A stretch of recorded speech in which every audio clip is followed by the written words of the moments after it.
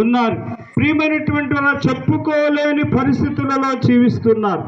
బయటికి ఆనందంగా, బయటికి అందంగా, బయటికి సమృద్ధిగా, బయటికి అంతా బాగుంది అన్నట్లుగా మానవుడు జీవిస్తున్నాడు. కానీ ఇంటిలో లోపల అంతరంగికంగా యుద్ధములు, అంతరంగంగా శోధనలు, అంతరంగికంగా వేదనలు, అవి చెప్పుకోలేనివి. కొన్నిసార్లు తల్లిదండ్రులుగా పిల్లలకు చెప్పుకోలేనటువంటి పరిస్థితులు, కొన్నిసార్లు పిల్లలు తల్లిదండ్రులకు చెప్పుకోలేని పరిస్థితులు, కొందరు బంధువులు చెప్పుకోలేని పరిస్థితులు.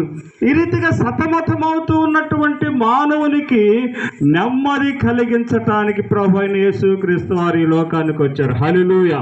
ప్రియమైనటువంటి వాళ్ళారా, ఈ మాటలు జాగ్రత్తగా జ్ఞాపకం చేసుకో. ఎందుకు ఈ మాటలు మేము భారముతో చెబుతున్నాము? ఎందుకు మేము మీ వీధులలో చక్కగా వచ్చి ఒక మంచి మాటలు మేము ఈ రీతిగా తెలియపరుస్తున్నామంటే మా వల్ల అయితే కాదు, నా వల్ల అయితే నేను రాలేను. ఈ రీతిగా మా సహోదరులు ఇవన్నీ ప్రయాసపడి చేశారు. కేవలము యేసయ్య ప్రేమను చాటి చెప్పాలని, నీలో ఉన్నటువంటి ఏదో బాధను ప్రభువు చూచి ప్రభు మమ్మల్ని ఇక్కడికి తీసుకువచ్చాడే. కానీ ప్రభు మా సొంతగా అయితే మేము రాలేము, మా సొంతగా అయితే మేము ఈ రీతిగా ప్రయాసపడలేము, మా సొంతగా అయితే మేము ఈ రీతిగా మేము దేవుని మాటలు అందించలేము. ప్రభువు నిన్ను ప్రేమించాడు.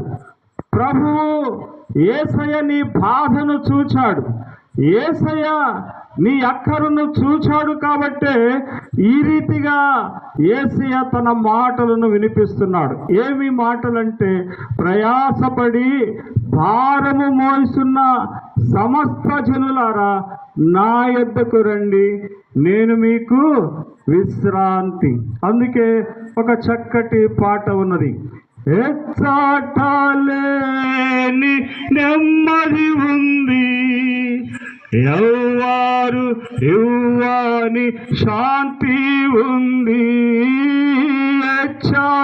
ఎచ్చాటలేని నెమ్మది